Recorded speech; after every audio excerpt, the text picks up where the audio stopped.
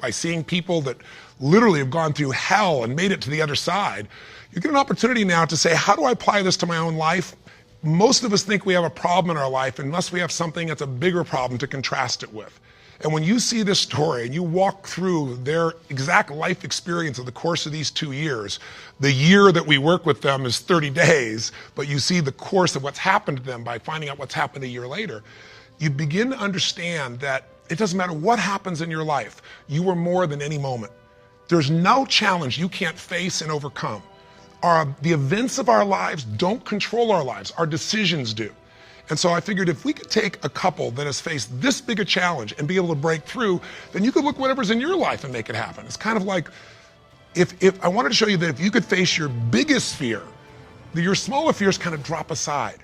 It's like, what's your biggest fear? Today, one of the biggest fears so many people in North America and around the world, in the Western world, are facing is losing their job. It's a horrific possibility. It has impact on your family, your psychology, your emotion, so many things, your choices. But the truth of the matter is, what's a problem? Losing your job is a massive problem until you find yourself in a position where you lose all your savings, what it took you maybe 10 years of working to get. Then what's a problem after losing your savings? That's not a problem anymore when all of a sudden you lose your leg or an arm or something horrific happens to one of your children. That's not a problem when someone tells you all of a sudden that you have terminal cancer. And I've had those moments where somebody says, you've got that tumor in your brain and we don't know what it means. Those moments take your other problems and make them disappear. And you know what's interesting? When you ask most people in North America, what's the greatest thing that could ever happen to you? Give them 10 seconds. It's been done over and over again. First 10 seconds, what comes to your mind? What's the best thing that could ever happen in your life? The majority of people in North America say what? Can you guess?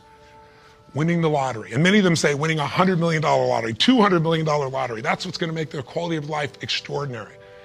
But when you do the studies, and there have been many done over the last 15 or 20 years on people that win these giant lotteries, what are their lives like 2 years later, 3 years later, 5 years later? Is the quality of their life extraordinary? Rarely, if ever. Because what's happened is they haven't grown. Life gives us these events, these quote horrific events, because there's an area of our life that has to grow. If you were to ask me, Tony, out of all the millions of people you've worked with, if someone really wants to feel alive, they want joy, they want happiness, they don't just want money or things or just even respect, they want to feel a sense that life is meaningful and alive, what does it take? I tell you one word, progress. When you're making progress in your life, it doesn't matter where it is, you're going to feel more alive. If you're overweight, but you get yourself today and you say, you know what, I'm stepping into gear. I'm just putting these darn shoes on. I'm not waiting for the perfect, person to come by and coach me. I'll get that too. But right now I'm just going for a walk, or I'm going to go for a jog, or I'm going to go lift some weights. I'm going to do something right now. And you get yourself into gear and you do that for a few days in a row. Even if you haven't lost the 10, 20, or 30 pounds yet, you're going to start feeling better immediately because you have the power of momentum and you're making progress. Progress equals growth. Growth equals feeling alive. We grow or we die.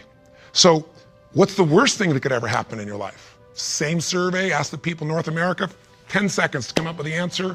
Number one answer, to become a quadriplegic. That's why I made the show. Because the idea that I could be in a position where I'd be alive, but I couldn't physically feed myself, take care of myself, that I'd be completely immobilized, for most people, that's the scariest thought of all. To them, that's the worst possible fear. So by going through this journey with Frank and Kristen, and experiencing their emotions and seeing and feeling that in 30 days they could go from trapped in their home where there is no possibility of a future, no idea of intimacy, no idea of children, to world travelers who are doing things they weren't doing before when he was, quote, supposedly able-bodied, happier and stronger and closer in their love than ever before. And you know it's real, and you see the results a year later as we do the follow-ups, and you haven't seen the follow-ups, be sure to see that and hear about the story of what's happened with them. When you get that experience, it affects you, because it isn't somebody verbally telling you a story, it's something you kind of went through. So the idea here is, I'm sure you have some other fears outside the one that we just came up with. Whatever you're afraid of, the job, the loss of relationship, trust me, it's small. If you'll face a bigger fear, that little fear will start to be handled pretty easily. That's why when all of us go through in our lives extreme stress, we're all going to go through it. You're going to have a home burned down, or something's going to happen to somebody you love, or someone's going to pass before you're prepared for it, which is almost always. Or you're going to find yourself in a financial situation that feels like you can't turn it around. or you might feel like personal character assassination, or maybe you get mugged, or maybe you get a terminal disease. We all will face multiple times in our life extreme stress. The difference in people's lives is not what we face, it's what we do with what we face. You can take yourself from a place where in the face of absolute total tragedy, you triumph. But it requires making some new decisions, taking some new actions, and mastering a part of yourself that can unleash all of your power and ability as a human being. That human spirit, as corny as it sounds, can be channeled in a very specific way. And if you do, the game of life changes. So I'll give you another example outside Frank and Kristen. A friend of mine who just passed recently, he's always been a deep inspiration to me. His name is Art Berg. And Art's a guy that was a young man, good looking, strong, athletic. He lived in Utah. And he fell in love with his absolute sweetheart. She was, the most popular girl, the most attractive girl. She met all the criteria of a college boy. And his buddy and he are driving across the state to go to where he's going to get married. And he falls asleep in the back seat while his best friend is driving. And his best friend falls asleep in the middle of the night as they're driving. My friend Art Berg woke up rather intensely on the desert floor with the car upside down, his legs trapped beneath it, and unable to feel anything. He became a quadriplegic in an instant. His friend actually was beat up but actually survived. Now, what do you do in a situation like that? Well, the first thing most people do is they want to curse God or they want to curse their friend. It's not their fault. Most of what happens in our lives is not our fault, but what we do with it is going to determine the quality of our lives. Sometimes it is our fault, let's be honest. But lots of times, events happen. Stuff happens, or whatever word you want to replace stuff with. You know what I'm talking about. But what's different about this man is he made a different set of decisions. On that day, he said to himself, you know what? I got two choices. I can live here in the dirt and live and suffer the rest of my life on what I've lost, or I can figure out how to maximize what I have. He developed this mindset. His mindset was, before the accident, there were about probably 10,000 things I could do. After the accident, he said I could probably do 9,000 things. Before the accident, I was probably not even doing 500 of those things. I'm going to do more while I am now. And he did. He became an entrepreneur, started his own bookstore, and became very successful. He married the same childhood sweetheart because this man was so inspirational to be around. It didn't matter what he was in a chair. She loved him. He had 2 children, one of the greatest gifts of life. And he did all kinds of crazy things. He'd scuba dive. His friends would put him in a suit and tie a set of weights to him. He'd drop to the bottom. They'd drag him along the bottom. That was his idea of scuba diving. He was an incredible human being, and he lived an incredibly full life filled with joy. The worst thing ever happened to you, be a quadriplegic. The best thing, win a lottery and feel like everybody wants something from you and you didn't earn it, and there's no sense of joy and everything's about trying to hang on to what you got. What is the best thing that could happen to you? What is the worst? The worst is not to take control of the force that controls your life. And that force is human emotion. I want you to think about this and answer a question for me if you would. What really changed Frank and Kristen's quality of life? What changed them? You can see the change. You can see it even more a year later, that it's continued to happen. What made the change possible? Did you get it? Did you see it? The answer is simple. We changed the emotional pattern that was controlling their life. And you and I have emotional patterns that are controlling us right now. Whether we're aware of it consciously or not doesn't matter. It's the force that is shaping you. It's shaping your relationship. It's shaping your finances. It's shaping your career. It's shaping the amount of joy or unhappiness or suffering or excitement you have right now in this moment. But it's an invisible force most of us never take a look at. You might want to take a look at it right now through the eyes of what we did with Frank and Kristen. Now, what was the emotional pattern that was dominating them at the beginning of the show? You could feel it, couldn't you? And there was this feeling of death, that there was no future, probably the most common belief system in people in North America and now in Europe. 60% of Americans now believe that the future is going to be worse than the past for themselves and for their kids. 70% of Germans and Europeans, I think it's 80% according to the Pew study recently in France. Around the world, we're starting to believe that circumstances control who we are. Don't get me wrong, circumstances play a huge impact. Events play a huge impact on your life, but they're not the ultimate determining factor. The force of human spirit or emotion is it. With the right emotion, you can unleash things you could never dream of. And I know you know this is true. So take a look, let's analyze. Where do these two live after the accident? Well, where would you live if you were Kristen? You've lost your future, supposedly. There's no intimacy. There's no chance of children. You've become the full-time nurse to your husband who you love, but now you're changing his catheter every few hours. You're afraid to leave the house because you're afraid, what if he falls over? He may stop breathing. I mean, there's no life. So she goes from the emotions of feeling depressed for the life she's lost to feeling angry.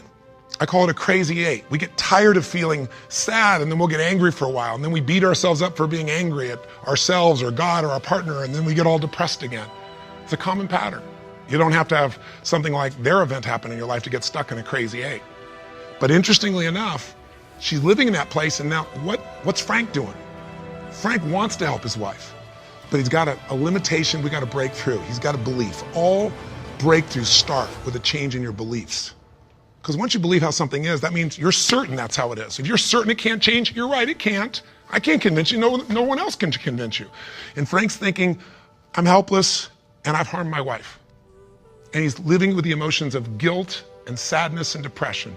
And when he's tired of that, he gets completely overwhelmed because he says, if I just would have not jumped in, or if I would have jumped in a different spot, or a million other things that they were different, then I wouldn't have destroyed my wife's life. Instead of saying, my wife needs me right now, and I don't give a damn if I'm trapped physically in this chair, my soul, my spirit's gonna reach her. That's my assignment, to get him to remember that power. To not only get him to remember it, but to get him to use it and shift his wife. And that's what we did through this process. How? Well, the process really was giving him a series of experiences that would change his entire belief about who he is. I could try to tell him, oh, here's what you can do. And yeah, I'm 6'7" and I obviously have use of all my appendages. Easy for me, right? But if I get him to have some experiences, like I bring him to Fiji and I show him he can get out of the house, more than get out of the house, become a world traveler and go through all the challenges that are part of that, that if you watch our little section of the story behind the story, you'll hear some things that weren't in the show about that, by the way. But I get him to travel to Fiji, and the first thing I got to do with him is I got to get him to experience, not know intellectually, but experience he can make a difference for his wife. He is not helpless. She needs him, and he can transform her. He can take her from crying, sad, out of control, angry, to laughing and giggling and feeling love that fast. It's a beautiful moment in the show if you watched. And all it is something called presence. Something if you're not clear about, do some homework, follow up with us or someone else, figure out how to create that, because that's what changes relationships. Presence. It works. And Frank starts to understand, not verbally, but by his own experience, hey, I don't have to live in that sadness or that feeling of being unworthy or that feeling of being overwhelmed. I can matter. I can matter to her. I don't have to be the person she just takes care of. It was a huge shift in the experience. And I'm giving you Frank's example because it relates to yours. Maybe you have different emotions, but don't we all get to points where we feel like we don't matter or we can't change something? We're stuck, and it's our belief. Great way to break that belief, get yourself another experience. That's what I do with people in seminars. That's what I do in any coaching process. Change it. What do we do after that? We take him through the experience of facing his fears and we get him to do the skydive together with his lady. And he feels total freedom for the first time since the accident. You get freedom when you face your fear. Not just face it, but you push through it. I get him to face separation from his lady for 10 days. Get him to be in a room with Olympic athletes who couldn't move across the room. He couldn't move across the room, but now they're incredible and he feels like he's not enough and he has to push through that. Show him how to get back his dream, drive his truck, get in that thing and drive 100 miles an hour, even though all you got is your elbows to drive the darn thing and I'm on the other seat. Pretty cool thing. So it was a stacking of these experiences that got Frank to own himself in a new way, to build a new identity, a new set of emotional patterns. So here are the steps, and this is what you want to do. What did I do with him? I did 4 things. That's all I really did at its core. Number 1, for both of them, for Frank and Kristen to transform, I identified where do they live emotionally. That's what you got to do. Where do they live emotionally? Well, we just described where they live. Depression, anger on one side, feeling guilty, feeling overwhelmed, feeling sad on the other. There's no way they can change their life with that as the emotional fuel to get you to take action. You're not going to take action. There's not enough intensity to get you to get through the obstacles or the tragedies or the challenges. Once you see what the pattern is and you tell yourself the truth, this is where I'm living, step 2 I did with him, is I identified what's the antidote. So if fear is what's controlling things right now, we need an antidote called courage. Now, courage doesn't mean that you're not scared. Courage just simply means that you're scared to death, but you do it anyway. It's an emotional muscle. It doesn't feel good, you just exercise it. That's what courage is. I mean, everybody you know has different emotional patterns. And it may be hard to see it in yourself, but I bet you know in other people. I mean, come on. Don't you know somebody who lives every day and they're angry all the time, or they're pissed off, or they're frustrated, or they're worried all the time? I mean, haven't you met people at different times who, don't you know somebody that's always kind of playful or crazy or cracking jokes? Better yet, do you know somebody who's not really funny, but they think they are? You know, and they tell a stupid joke and everything else. It's not even funny, but they crack themselves up so much that you find yourself cracking up, right? I mean, people have patterns. The question is, what's yours? See, if you can identify the patterns in other people, you can start to see them in yourself as well. And you know what we all do? We all find a way to try to get what I call home. Home is, I noticed after 9/11, I'm with 2,000 plus people from, I think it was 45 countries. I was in Hawaii. The accidents happened, the tragedy happened, you know, the attacks happened, and we got the information at 3 o'clock in the morning in Hawaii, and we had, you know, 100 plus people, 200 people that were from New York, many of which, you know, worked and had offices and friends in the towers, and all their friends died or their whole company disappeared. And I had to bring these people in from all these countries with different religions, different backgrounds, different belief systems. Some people were celebrating, other people were crying and saying it was the end times. It was unbelievable. I noticed all this emotion around me. And the biggest thing to put them all together is I had to say, what's really going on here? And I noticed angry people got angry. Sad people got sad. Guilty people, a nurse, she was guilty, she wasn't there helping people, but she's always guilty. The angry lady's always angry. We all have a home. Many of the people didn't live in the United States, didn't know anyone in New York City, and they were yet angry, guilty, or sad. Why?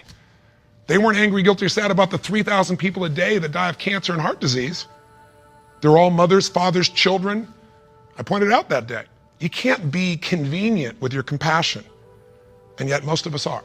We're unaware that we use events as a trigger to get home, back to the patterns we know, even if it's uncomfortable. So if you identify where you live emotionally, the patterns that are limiting you, the second piece is find the antidote. Courage can replace fear. If you're feeling this unbelievable feeling of overwhelm, you need love or support. And not just go get it, go give it. See, finding that antidote starts to change the game. And then after you identify it, you find the antidote. Number 3 is you got to practice that emotion. I know that sounds weird. I'll explain what I mean in a moment. But you got to do that emotion enough consciously that you can go from frustrated or depressed to determined. And you know how to shift that gear, and it's not fake, it's not some pump up, it's real. And it changes your life when you can do that like that. And it's a biochemical change. It's not some, I'm happy, positive thinking BS. That's not what I teach. I'm not here to tell you, go to your garden and chant, there's no weeds. I'm here to say, there's the weed, go pull it out. But you're not going to pull it out without determination, without passion, without commitment. Am I making sense? So if you know the pattern, if you find the antidote, if you practice it enough, and then the final step, you condition it. You practice enough that you can just automatically go into it, that's when your life changes. So what are you going to do as your assignment for this week? To take this little 10-minute rant I'm giving you and convert it into a massive, measurable increase in the quality of your life. I can't do that for you. You can do it for yourself if you do what I tell you. Here's what you're going to do. Step 1, and this will be on the web as well. Step 1, you got to identify where you live. So where do you live? Where do you live emotionally? You personally, just like we did with Frank and Kristen. There are thousands of emotions. There's 4,000 words in the English language, I should say, for different individual emotions. I did the research on it years ago. I'm gonna have you take out a piece of paper, pen, take out your notebook, computer, get a page. On one side, one column, write all the emotions that you experience at least once a week that empower you in some way. Love, passion, excitement, creativity, whatever it is. Peace, determination, I don't know, what are yours? I want you to write the emotions, though, you don't experience once in a while. The ones you experience at least once a week in a powerful way and really feel it. Not an emotion you feel once every blue moon. On the other side of that page, or if you do it on our little application or wherever we put it here, the other side I want you to write all the negative emotions, or to be more fair, all emotions can be positive if you use them, all the disempowering emotions, the ones that tend to put you in a state where you don't follow through. And I want you on that side to write all of them and do it simultaneously. Just keep making your list. What are the emotions I go into that mess me up, like feeling frustrated or overwhelmed or lost or alone or depressed or pissed off and rageful, whatever it is you go. And again, not emotions you experience once in a while, the ones you experience at least once a week. So make a list of all the emotions you experience at least once a week, ones that empower you, ones that disempower you, on the list. That's step 1. That's identifying where you live. And circle the top 2 out of the whole list that you experience most often that are empowering, and the top 2 you experience most often that are disempowering. That'll be step 1. Now, I'm trying to explain it to you here. It'll be right in front of you as well. So if you forget what I'm saying, it's going to be on the little checklist. But I want you to know what I mean. Step 2, let's identify the solution. So you look at your list and you see on the disempowering list, I got sadness and depression, or I got feeling lonely, or I've got feeling rage and anger, or I got feeling fear. What emotional state would you like to feel in that situation that would change your life? If it's fear, maybe it's courage. Again, courage doesn't mean it's easy, doesn't mean you feel, confident. It just means you're going to do it anyway. Maybe it's determination. Maybe instead of feeling alone, you feel loving and you go give to somebody else. What's the antidote? What's an emotional pattern that if you live that, it would change the game? Is it faith? Is it passion? Is it courage? Is it playfulness? You're taking things just too damn seriously. You've forgotten perspective. Go watch the show again. See if you really have a problem. See if your problems are as challenging as the people you just saw who transformed their tragedy into something tremendous, something beautiful, something magnificent, something meaningful, something that can even help other people that are watching. That's the beauty. So that's the second step. What's the antidote? Come up with your antidote emotion. Step 3 is you got to practice that emotion. Now, I know that sounds silly, stupid, kind of weird. But if you came to a seminar with me, you'd see, 3,000, 10,000 people. And we do this and we condition that a new emotion till you can shift gears. Have you ever heard about the fire walk? It's not about the fire walk. I do skydiving, all kinds of crazy stuff. It's a metaphor for how do I go from afraid, fire's metaphor for whatever you don't follow through on in your life, whatever holds you back, to snapping and going to a state of mind where I just move through. It's not this big mind over matter thing. It's mind over emotion. It's shifting. And when you learn how to go from scared to determined in action, what can't you do in your life? So we show you how to do that. But for right now, I'll give you just a quick example. Understand that emotion is really created by motion, by the way you use your body. So quick example, real quick. Imagine a time when you know someone who's depressed or you were depressed. You ever felt that way? I'm sure you have at some time. And think about what you do with your body. When somebody's depressed, they get all excited, talk faster, just no. Everything kind of slows down, doesn't it? What happens to your shoulders? They drop. Where's your head when you're depressed? It drops. Where's your breathing? Full or shallow? It becomes shallow. You talk loud and fast or slow and quiet? Slow and quiet, more hesitant. Now, emotion is created by motion. You can try and think yourself and I'm happy. But if you go, I'm happy, and your body's like this, nothing's gonna change. We can change our biochemistry by eating, by taking a drug, by smoking a cigarette, because then you take a different breath, you eat food you like, you fill up your tummy and you start to breathe nice. Your whole mental, emotional state changes, doesn't it? So what I'm saying is you don't need the cigarette, you don't actually need the food. You can just physically learn to say, this is what I do when I'm depressed, this is what I do when I'm most determined. There's this gesture I made. I remember one time when I was a kid, or one time I got pissed off and what did I do? I made a gesture, I stood taller, I looked the person in the eye, I spoke with more authority. Now, my idea of passion and determination may be a little over the top for you, and I get it. I'm a crazy mofo and I'm a passionate human being, but you can do your version. What do you do when you're really feeling something like determined? What do you do when you are passionate? With your face, with your voice, with your body. Just practice and make a contrast. Here's what I do when I'm sad. Here's what I do when I feel loved. Here's what I do when I'm worried. Here's what I do when I'm determined. That's what I mean by practice. And I'd love to have you in an event, but I'm trying to give this to you so you can do it right now, and you can. And maybe this would be helpful to do with friends so they can give you feedback and say, here's what you do. I see you do this when you're really strong. I see you do that when you're kind of weak. That's the third step. Practice. Now, what's the assignment?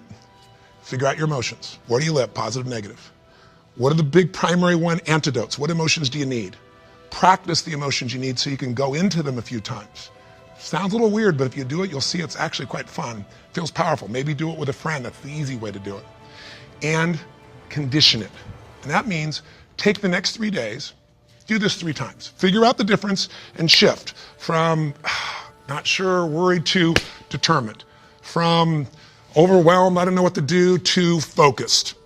And you just deliberately, physically make the change from one to the other. 3 times for 3 days. If you're bold, do it for 7. But if you do this 3 or 4 times a day for 3 to 7 days, you'll start to get a pattern in your body. And the pattern in your body, a new pattern, means a new life. Our life's a reflection of our emotional patterns. If you live in sadness and depression, you could have $1 billion and your life is called sad and depressed. If you're living feeling grateful, feeling alive, feeling passionate, your life is filled with gratitude and passion. It doesn't matter what's happening anywhere else. And you can face any challenge from those emotions and you can overcome. Does this make sense? This is how you can take what you watched in that show and convert it into some actions that'll change you. Very simple approach. Or come see me or get some coaching. I've got all kinds of resources, but this is something you can do right now. You don't need anybody else to make happen. You just need a little ability to take action. Make sense? And if you haven't seen the show, for God's sakes, go on Hulu and watch the show, or all this will just sound like a bunch of words. If you've had the experience, you know what I'm talking about, and you've witnessed it, it'll be real in you right now, and you'll get a sense of what you can do to move forward. And if you can't find it on Hulu, once again, send us a little email and we'll make sure we find a way for you to be able to observe or experience the show directly. And last thing I'll say to you is the best way to keep something in your body is share it with somebody else. The whole philosophy of my life has been, if your life's gonna be meaningful, you can't just be about me, you gotta be about we. So if you can, if you feel like it, if your spirit's touched by this, help us pay it forward. Share this with your friends. You can share the clip of our show. You can share this little section. We got all kinds of ways. Just take the clip and send it. And we even have a way you can push a button once again and send it virally to everybody. Everybody who's on your email list. We'd love it if that works for you. If you don't, we're totally respectful of that. But in the end, I can promise you one thing. If you will do this, if you'll discover your current emotional pattern and you'll change it through a little bit of practice over and over again, you will change the quality of your life no matter what you're facing. I think you might find really interesting to know the real story between Frank and Kristen. Did we fake you out on television? No. Just in 44 minutes, there's only so much you can share between those little commercials. It's not even a full hour when you take the commercials out. So I thought maybe I'd share with you what I think this story is really about. Maybe a quick idea of some of the strategies I use to help them create their breakthrough, because understanding those strategies could help you make some breakthroughs in your own life, or maybe help somebody that you really care about. And maybe thirdly, tell you some stories that weren't in that you might find interesting, and most importantly, maybe tell you where Frank and Kristen are right now, if you're interested to know a year later what their life is really like. So what's this story really about? Well, on the surface, you'd say it's a story that's a tragedy, right? I mean, it's obvious. Somebody goes down and they go for this great wedding and man becomes a quadriplegic right as he says, I do, virtually. It's about people losing their dreams. It's about having to, live with limitation. That's the surface story. And if we kept that surface story, then these people would live in the emotional state they were in at that time, which is a life they have to settle for, a life that's less than they had expected, which whenever our life is less than we expect, it doesn't matter what our life is like, we're gonna be unhappy, we're gonna suffer. So I believe this story is about the power of rewriting your story to change the quality of your life. And I don't mean that in some flippant way. I don't mean making something up. But whenever an event happens, there's the event and then there's their story about the event. You had a relationship and it ended. That's the event. Then there's the story of the relationship. There's the story of, oh my God, I was abused, or they didn't care, or they spent all my money, or they were just into whatever, or they were so selfish. And what happens to us in life was we forget what the real truth is, that you two just didn't match up. Or maybe even deeper truth. Maybe you didn't really understand your partner's needs. Or maybe your natures were totally different. If you thought that the end of the relationship was because you were different people with different natures, that story would make you feel very differently than they abused me, they screwed me over, they didn't care about me, they never did. Why do we make up such stories? Because our stories allow us to feel a certain way, and most of us try to get back to the emotions that we know, or at least we try to lower expectations so we won't be disappointed. Can you relate in any way in your own life? Have you ever been so disappointed that the next time you don't want to get your hopes up? So you start trying to tear things down before you could ever get passionate about it or even excited about it, just because you don't want that drop. But if you protect yourself from the highs and try to never have that big drop, then you have to live in the lows. And that's where most people live in their life. They are constantly adjusting their blueprint of life to something smaller that's achievable so they won't be disappointed. And that's a life where you can be comfortable, but it's not a life where you can feel alive and passionate, in my mind, in my opinion. And so when I saw these people, I thought this is a perfect opportunity to show that these people, if they change their story, it can change the quality of their life. Because how do you know the quality of your life? By the stuff you got? Well, gosh, with the economy the way it is now, if that's your definition, you must be in a lot of stress, because I don't care if you're a billionaire or a barber, you got some stress right now because the world's changed and there are things that are outside our control that are happening, and there are things within our control. What I mean by that is, if life has to be a certain way for you to be happy, and life doesn't match it, then you're going to be pretty unhappy right now. And if you look at Frank and Kristen, it's the ultimate example of that. But I would say to you that if you got everything you wanted, and have you ever done that? Ever gotten a dream or goal you wanted and then still said, is this all there is? I've done it many times. I've been stupid. I think we've all been that way. So what are you going to do? Go for the next thing or just lower your expectations? Neither one of it does it. You got to find something more meaningful. So my idea with this couple was to say, there are people that have everything and are miserable because the quality of your life is where you live emotionally. If every day of your life you're angry and frustrated and pissed off and you got everything, you got your ultimate goal, you are, the most religious person in the world, you make billions of dollars, everybody bows to you, you're famous, whatever that metaphor is for you, but you live every day angry and frustrated, your life quality is called angry and frustrated. Doesn't matter what you have. On the other hand, if your life doesn't match the way you thought it might be, but every day you live in this state of gratitude for what you do have, or this sense of passion and excitement to see what's next, then your life is passion and excitement or gratitude. Pretty simple, right? What keeps us from having that? Your story. And we've all got a series of different stories. Some people's story is, I was abused. Some people's story is, I'm so successful because I'm so intelligent and I work so hard. Your story may be true, but it's still a story.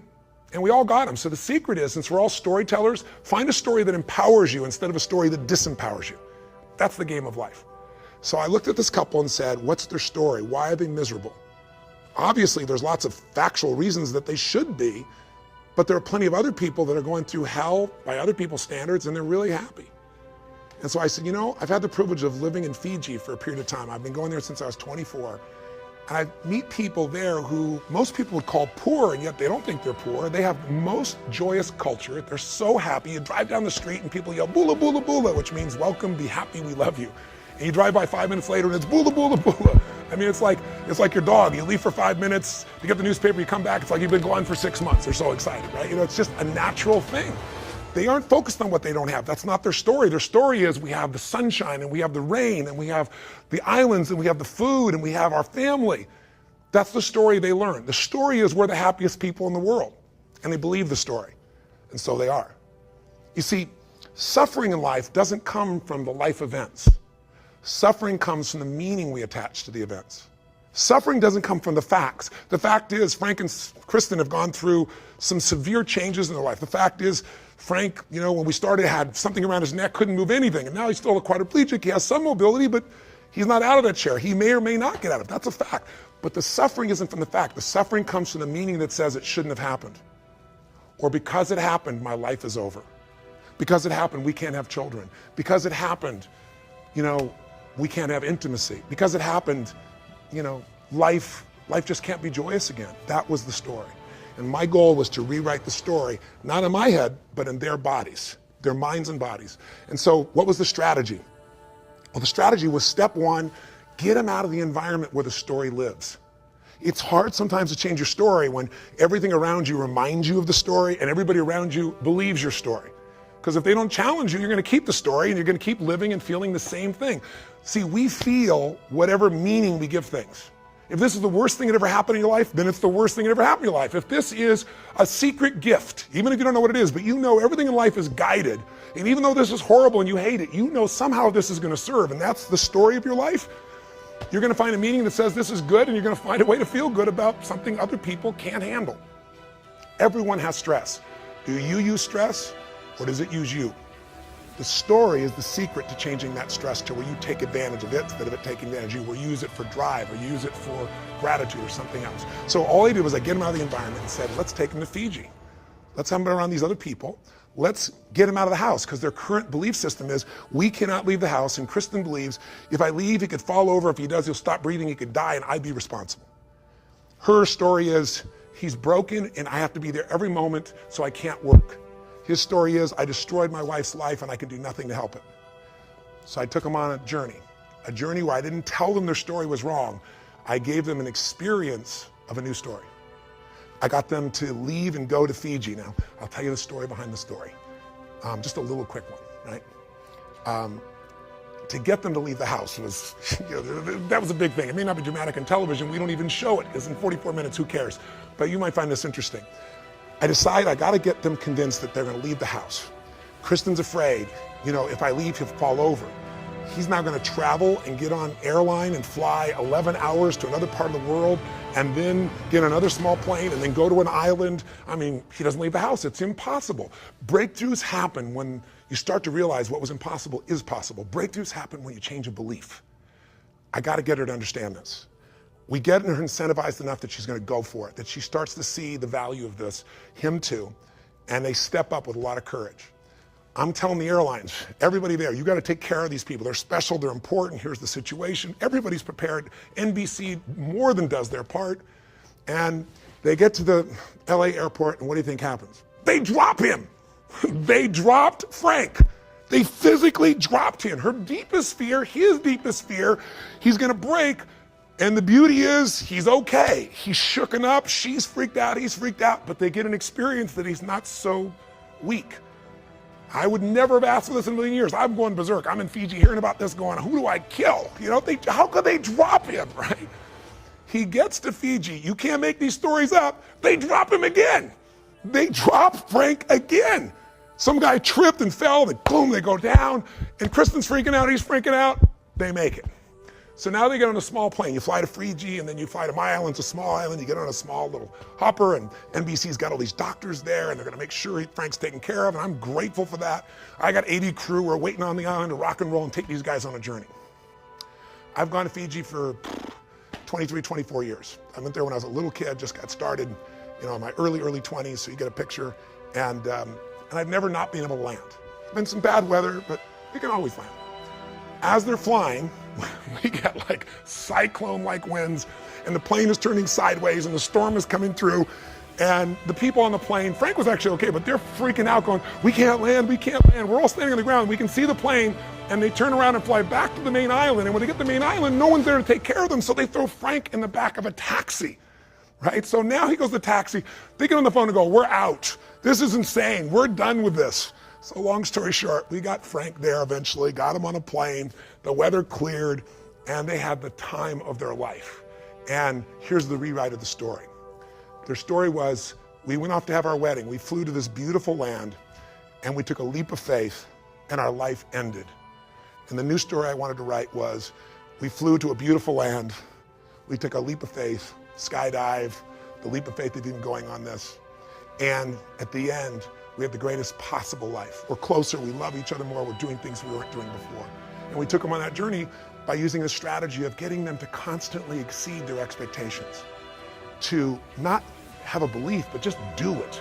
And then you'll find out what they're capable of. So whether it's Frank breaking to his wife, or the skydive, or murder ball, or Frank driving his truck, something he couldn't do, couldn't even get the truck built together when he was supposedly able-bodied, we're gonna get him to do more than he did before, and suddenly the story is, I'm alive, we're world travelers, I'm a skydiver, I'm a murder ball player, I'm driving my truck 100 miles an hour in the desert.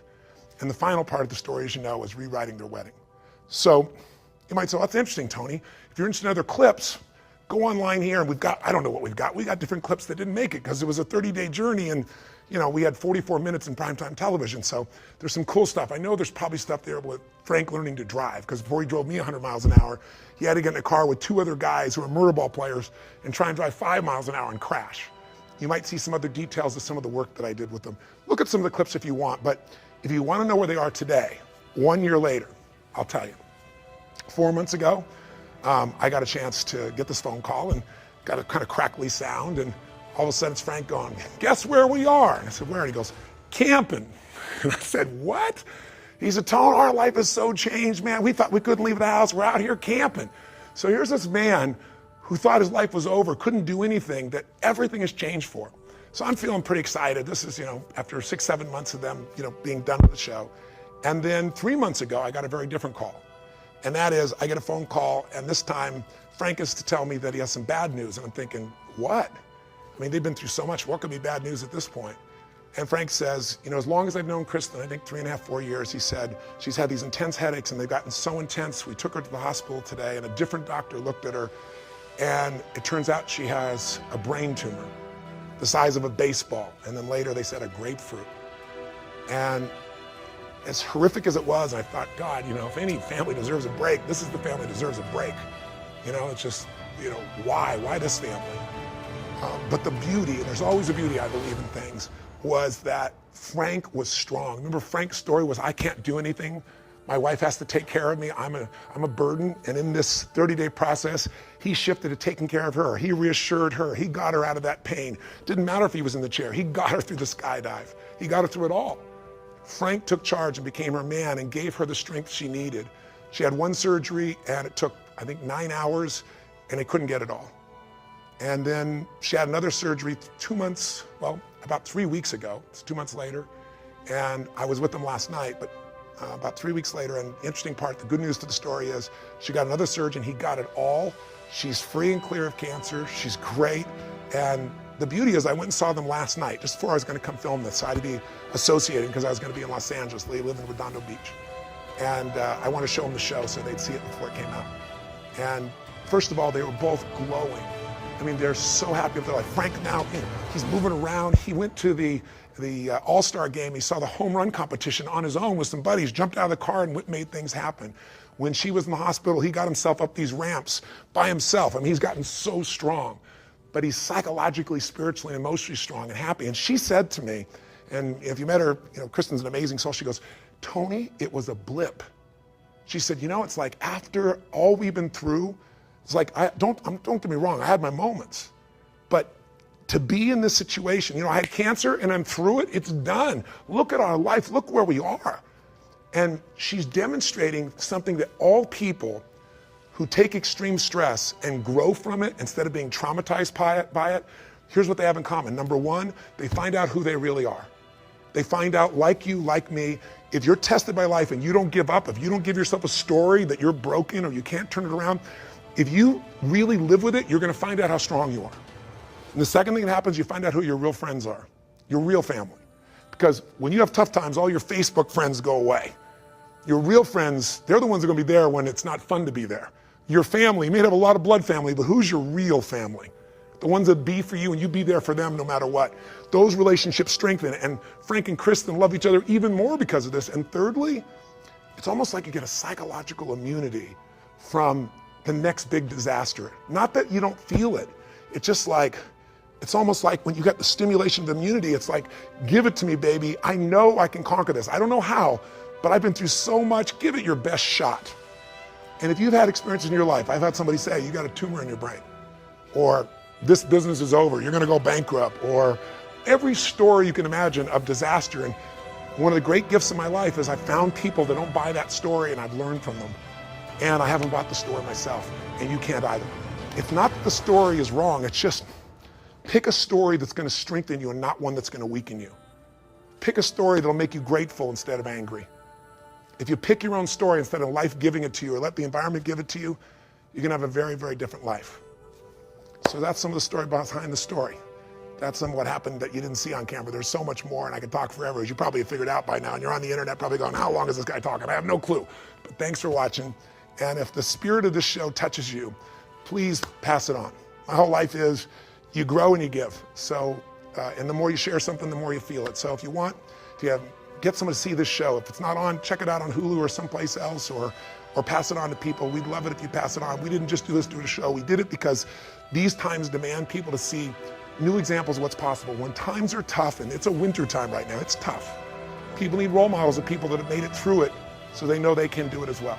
And Frank and Kristen are that example, or one of those examples. And as corny as it sounds in the end, I think it's an example of love conquering all. They loved each other so much. They did more for each other than they would do for themselves. That's part of the beauty of being a human being. So thanks for listening. I hope you watch our stories next week. There's some clips on here. And if you want to take this story and apply it to your own life and change your life, I got a little breakthrough section that's, one of them is frankly 30 minutes and some are probably 10 minutes. So hang in there, but it'll show you how to use this for your own life to change or to help other people too. That's another clip on the site. I think that's it for now. Live strong and live with passion. God bless.